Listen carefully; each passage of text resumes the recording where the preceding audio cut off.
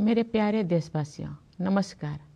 75वें गणतंत्र दिवस की पूर्व संध्या पर मैं आप सभी को हार्दिक शुभकामनाएं देती हूँ। जब मैं पीछे मुड़कर ये देखती हूँ कि विपरीत परिस्थितियों के बावजूद हमने कितने लंबे यात्रा की है, तो मेरा हृदय गर्व से भर जाता है। हमारे गणतंत्र का 75वां वर्ष कई अर्थों में देश की यात्रा में एक ऐतिहासिक पड़ाव है। ये उत्सव मनाने का विशेष अवसर है, जैसे हमने स्वाधीनता के 75 वर्ष पूरी होने पर आज़ादी का अमृत महोत्सव के दौरान अपने देश की अतुलनीय महानता और विविधतापूर्ण संस्कृति का उत्सव मनाया था। कल के दिन हम संविधान के प्रारंभ का उत्सव मनाएंगे। संविधान की प्रस्तावना हम भारत के लोग इन शब्दों से शुरू होती है। ये शब्द हमारे संविधान के मूल भाव अर्थात लोकतंत्र को रेखांकित करते हैं। भारत की लोकतांत्रिक व्यवस्था लोकतंत्र की पश्चिमी अवधारणा से कहीं अधिक प्राचीन है, इसीलिए भारत को लोकतंत्र की जननी कहा जाता है। एक लंबे और कठिन संघर्ष के बाद 15 अगस्त 1947 को हमारा देश विदेशी शासन से मुक्त हो गया, लेकिन उस समय भी देश में सुशासन तथा देशवासियों में निहित क्षमताओं और प्रतिभाओं को उन्मुक्त विस्तार देने के लिए उपयुक्त मूलभूत सिद्धांतों और प्रक्रियाओं को स्वरूप प्रदान करने का कार्य चल ही रहा था। संविधान सभा ने सुशासन के सभी पहलुओं पर लगभग 3 वर्षों तक विस्तृत चर्चा की और हमारे राष्ट्र के महान आधारभूत ग्रंथ यानी भारत के संविधान की रचना की। आज के दिन हम सब देशवासी उन दूरदर्शी जननायकों और अधिकारियों का कृतज्ञतापूर्वक स्मरण करते हैं, जिन्होंने हमारा भव्य और प्रेरक संविधान के निर्माण में अमूल्य योगदान दिया था। हमारा देश स्वतंत्रता की शताब्दी की ओर बढ़ते हुए अमृत काल के प्रारंभिक दौर से गुजर रहा है। ये एक युगांतकारी परिवर्तन का कालखंड है। हमें अपने देश को नई ऊंचाइयों तक ले जाने का सुनहरा अवसर मिला है। हमारा लक्ष्यों को प्राप्त करने के लिए प्रत्येक नागरिक का योगदान महत्वपूर्ण होगा। इसके लिए मैं सभी देशवासियों से संविधान में निहित हमारे मूल कर्तव्यों का पालन करने का अनुरोध करूंगी।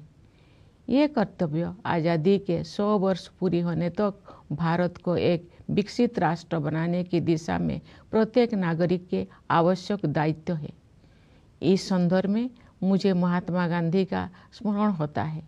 बापू ने ठीक ही कहा था, जिसने केवल अधिकारों को चाहा है, ऐसे कोई भी प्रजा उन्नति नहीं कर सकी है। केवल वही प्रजा उन्नति कर सकी है जिसने कर्तव्यों का धार्मिक रूप से पालन किया है। मेरे प्यारे देशवासियों, गणतंत्र दिवस हमारा आधारभूत मूल्यों और सिद्धांतों को स्मरण करने का एक महत्वपूर्ण अवसर है। जब हम उनमें से किसी एक बुनियादी सिद्धांतों पर चिंतन करते हैं, तो स्वाभाविक रूप से अन्य सभी सिद्धांतों पर भी हमारा ध्यान जाता है। संस्कृति, मान्यताओं और परंपराओं की विविधता हमारे लोकतंत्र का अंतर्निहित आयाम है। हमारे विविधता का ये उत्सव समता पर आधारित है, जिसे न्याय द्वारा संरक्षित किया जाता है।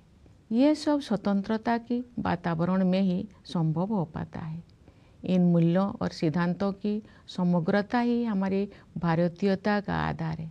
Doctor B R. अम्बेडकर के प्रबुद्ध मार्गदर्शन में प्रवाहित इन मूलभूत जीवन मूल्यों और सिद्धांतों में रची बसी संविधान की भावधारा ने सभी प्रकार के भेदभाव को समाप्त करने के लिए सामाजिक न्याय के मार्ग पर हमें अडिग बनाए रखा है। मैं ये उल्लेख करना चाहूँगी कि सामाजिक न्याय के लिए अनवरत युद्धरत रहे श्री कर्पूरी ठाकुर जी की जन्म शताब्दी का उत्सव काल ही संपन्न हुआ है। कर्पूरी जी पिछड़े वर्गों के सबसे महान पक्षकारों में से एक थे, जिन्होंने अपना सारा जीवन उनके कल्याण के लिए समर्पित कर दिया था। उनका जीवन एक संदेश था। अपने योगदान से सार्वजनिक जीवन को समृद्ध बनाने के लिए मैं कर्पूरी जी को अपनी श्रद्धांजलि अर्पित करती हूँ। हमारे गणतंत्र की मूल भावना से एकजुट होकर 140 करोड़ से अधिक भारतवासी एक कुटुंब के रूप में रहते हैं। दुनिया के सबसे बड़े इस कुटुंब के लिए सह अस्तित्व की भावना भूगोल द्वारा थोपा गया बोझ नहीं है, बल्कि सामूहिक उल्लास का सहज स्रोत है, जो हमारे गणतंत्र दिवस के उत्सव में अभिव्यक्त होता है। इस सप्ताह के आरंभ में हम सबने अयोध्या में प्रभु श्री राम के जन्म स्थान पर निर्मित भव्य मंदिर में स्थापित मूर्ति की प्राण प्रतिष्ठा का ऐतिहासिक समारोह देखा। भविष्य में जब इस घटना को व्यापक परिप्रेक्ष्य में देखा जाएगा, तब इतिहासकार भारत द्वारा अपने सभ्यतागत विरासत की निरंतर खोज में युगांतकारी आयोजन के रूप में इसका विवेचन करेंगे। उचित न्यायिक प्रक्रिया और देश के उच्चतम न्यायालय के निर्णय के बाद मंदिर का निर्माण कार्य आरंभ हुआ। अब ये एक भव्य संरचना के रूप में शोभायमान है। ये मंदिर न केवल जन जन की आस्था को व्यक्त करता है, बल्कि न्यायिक प्रक्रिया में हमारे देशवासियों की अगाध आस्था का प्रमाण भी है। प्यारे देशवासियों, हमारे राष्ट्रीय त्यौहार ऐसे महत्वपूर्ण अवसर होते हैं जब हम अतीत पर भी दृष्टिपात करते हैं और भविष्य की ओर भी देखते हैं। पिछले गणतंत्र दिवस के बाद के एक वर्ष पर नज़र डालें तो हमें बहुत प्रसन्नता होती है। भारत की अध्यक्षता में दिल्ली में G20 शिखर सम्मेलन का सफल आयोजन एक अभूतपूर्व उपलब्धि थी। G20 से जुड़े आयोजनों में जन सामान्यों की भागीदारी विशेष रूप से उल्लेखनीय है। इन आयोजनों में विचारों और सुझावों का प्रभाव ऊपर से नीचे की ओर नहीं, बल्कि नीचे से ऊपर की ओर था। उस भव्य आयोजन से ये सीख भी मिली है कि सामान्य नागरिकों को भी ऐसे गहन तथा अंतर्राष्ट्रीय महत्व के मुद्दे में भागीदार बनाया जा सकता है, जिसका प्रभाव अंततः उनके अपने भविष्य पर पड़ता है।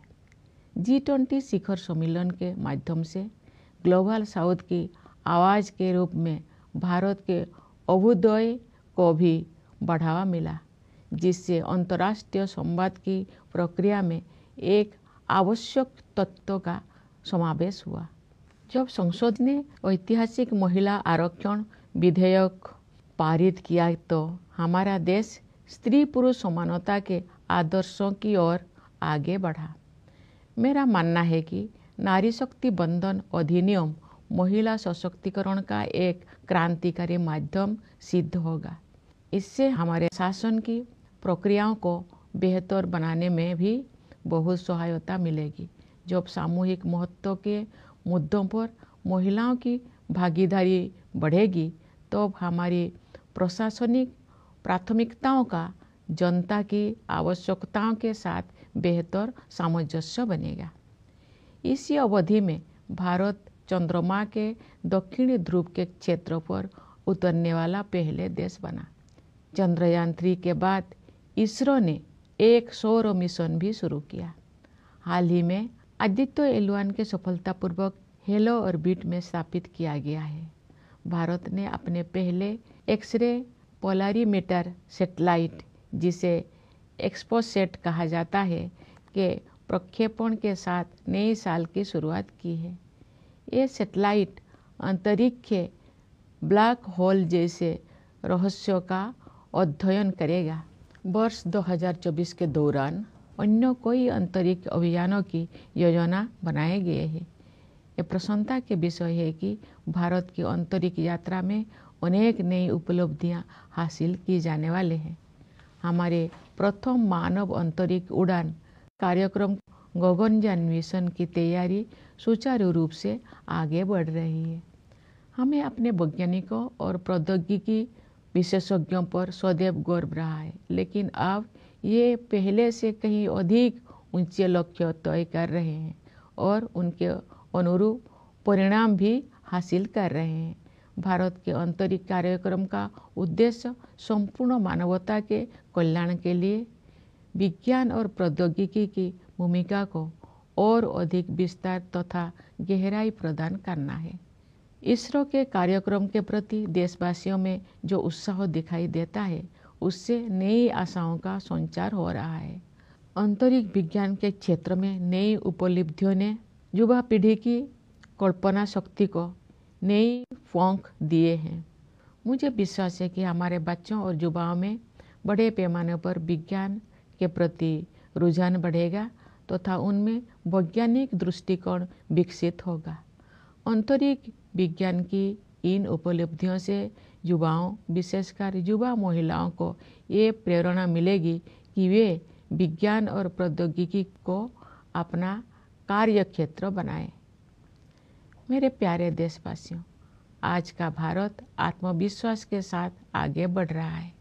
सुदृढ़ और स्वस्थ अर्थव्यवस्था इस आत्मविश्वास का कारण भी है और परिणाम भी। हाल के वर्षों में सकल घरेलू उत्पाद की हमारी वृद्धि दर प्रमुख अर्थव्यवस्थाओं में सबसे अधिक रही है। ठोस आकलन के आधार पर हमें पूरा विश्वास है कि ये असाधारण प्रदर्शन वर्ष 2024 और उसके बाद भी जारी रहेगा।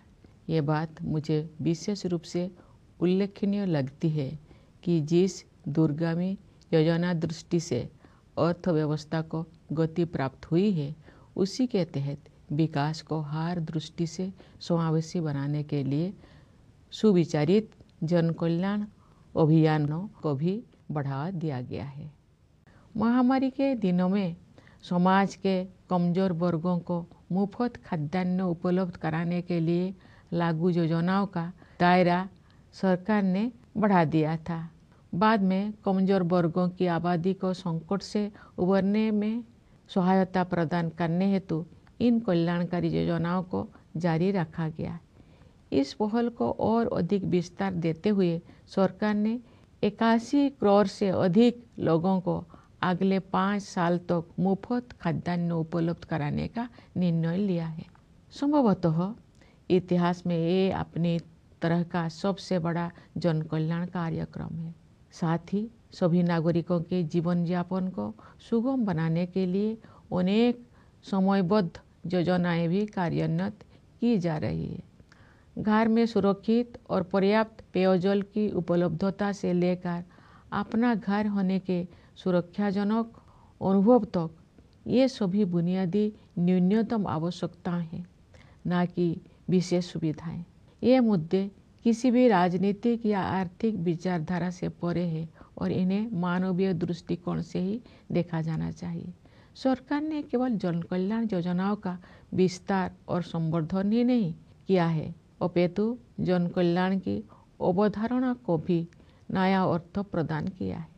हम सभी उस दिन गर्व का अनुभव करेंगे जब भारत ऐसे कुछ देशों में शामिल हो जाएगा जहां शायद ही कोई बेघर हो। समावेशी कल्याण की इसी सोच के साथ राष्ट्रीय शिक्षा नीति में डिजिटल विभाजन को पाटने और वंचित वर्गों के विद्यार्थियों के हित में समानता पर आधारित शिक्षा व्यवस्था के निर्माण को समुचित प्राथमिकता दी जा रही है। आयुष्मान भारत योजना के विस्तारित सुरक्षा कवच के तहत सभी लाभार्थियों को शामिल करने का लक्ष्य है। इस संरक्षण से गरीब और कमजोर वर्गों के लोगों में एक बहुत बड़ा विश्वास जगा है। हमारे खिलाड़ियों ने अंतर्राष्ट्रीय मंच पर भारत का मान बढ़ाया है। पिछले साल आयोजित एशियाई खेलों में हमने 107 पदकों के नए कीर्तिमान के साथ इतिहास रचा और एशियाई पैरा खेलों में हमने 111 पदक जीते। ये अत्यंत प्रसन्नता की बात है कि महिलाएं हमारी पदक तालिका में बहुत प्रभावशाली योगदान दे रही है। हमारे श्रेष्ठ खिलाड़ियों की सफलता से बच्चों को विभिन्न खेलों में भाग लेने के लिए प्रेरणा मिली है, जिससे उनका आत्मविश्वास बहुत बढ़ा है। मुझे विश्वास है कि नई आत्मविश्वास से भरपूर हमारे खिलाड़ी आगामी पेरिस ओलंपिक में और भी अच्छा प्रदर्शन करेंगे। प्यारे देशवासियों, हाल के दौर में विश्व में अनेक स्थलों पर लड़ाइयाँ हो रही है और दुनिया के बहुत से हिस्से हिंसा से पीड़ित है। जब दो परस्पर विरोधी पक्षों में से प्रत्येक मानता है कि केवल उसी की बात सही है और दूसरे की बात गलत है, तो ऐसी स्थिति में समाधान परक तर्क के आधार पर ही आगे बढ़ना चाहिए। दुर्भाग्य से तर्क के स्थान पर आपसी भय और पूर्वाग्रह ने भावावेश को बढ़ावा दिया है, जिसके कारण अनवरत हिंसा हो रही है। बड़ी पैमाने पर मानवीय त्रासदियों की अनेक दुखद घटनाएं हुई है और हम सब इस मानवीय पीड़ा से अत्यंत व्यथित है। ऐसी परिस्थिति में हमें भगवान बुद्ध के सारगर्भित शब्दों का स्मरण होता है। नहीं बेरेन वेरानी समन्तिद कुदाचनम अबेरेन च समन्ति एसो धम सनंतन।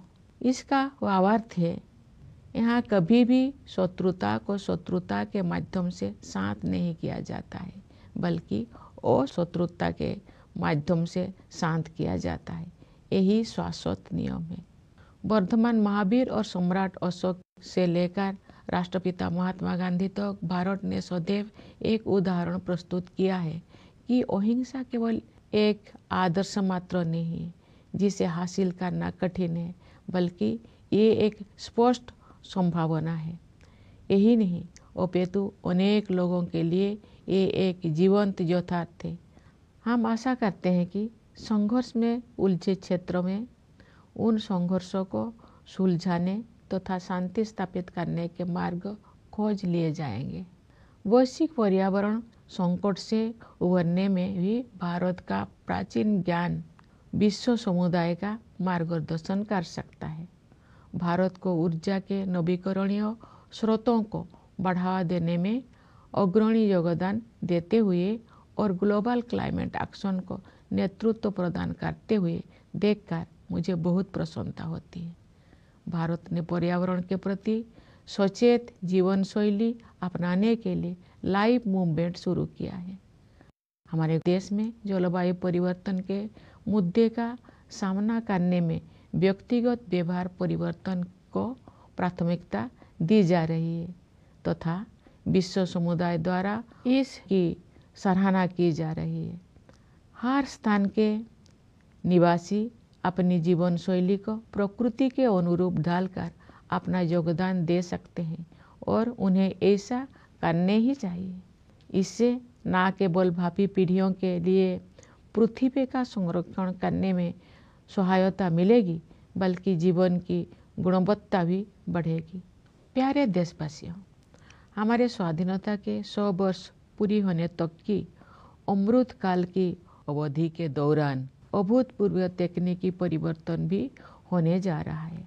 आर्टिफिशियल इंटेलिजेंस और मशीन लर्निंग जैसी तकनीकी बदलाव असाधारण गति के साथ सुर्खियों से बाहर आकर हमारी दैनिक जीवन का अंग बन गए हैं। कई क्षेत्र में भविष्य से जुड़ी आशंकाएं चिंतित करती है, लेकिन अनेक उत्साहजनक अवसर भी दिखाई देती है, विशेषकर युवाओं के लिए। हमारे युवा वर्तमान की सीमाओं से परे जाकर नई संभावनाएं तलाश रहे हैं। उनके मार्ग से बाधाओं को दूर करने और उन्हें अपनी पूरी क्षमता का उपयोग करने की सुविधा प्रदान करने के लिए हमें हर संभव प्रयास करना है। हमारी युवा पीढ़ी चाहती है कि सभी को अवसर की समानता प्राप्त हो। वे समानता से जुड़े पुराने शब्दजाल नहीं चाहते हैं, बल्कि समानता के हमारे अमूल्य आदर्शों का यथार्थ रूप देखना चाहते हैं। वास्तव में हमारा युवाओं के आत्मविश्वास के बल पर ही भावी भारत का निर्माण हो रहा है। युवाओं के मनोमस्तिष्कों को संभालने का कार्य हमारे शिक्षकगण करते हैं, जो सही अर्थों में राष्ट्र का भविष्य बनाते हैं। मैं अपने उन किसानों और मजदूर भाई बहनों के प्रति आभार व्यक्त करती हूँ जो चुपचाप मेहनत करते हैं तथा देश के भविष्य को बेहतर बनाने में बहुत बड़ा योगदान देते हैं। गणतंत्र दिवस के पावन अवसर की पूर्व संध्या पर सभी देशवासी हमारे सशस्त्र बलों, पुलिस और अर्धसैन्य बलों का भी कृतज्ञतापूर्वक अभिनंदन करते हैं। उनकी बहादुरी और सतर्कता के बिना हम उन प्रभावशाली उपलब्धियों को प्राप्त नहीं कर सकते थे जो हमने हासिल कर ली है। अपने वाणी को विराम देने से पहले मैं न्यायपालिका और सिविल सेवाओं के सदस्यों को भी शुभकामनाएं देना चाहती हूँ। विदेशों में नियुक्त भारतीय मिशनों के अधिकारियों और प्रवासी भारतीय समुदाय के लोगों को मैं गणतंत्र दिवस की बधाई देती हूँ। आइए हम सब यथाशक्ति राष्ट्र और देशवासियों की सेवा में स्वयं को समर्पित करने का संकल्प करें। इस शुभ संकल्प को सिद्ध करने के प्रयास हेतु आप सभी को मेरी हार्दिक शुभकामनाएं। धन्यवाद। जय हिंद, जय भारत।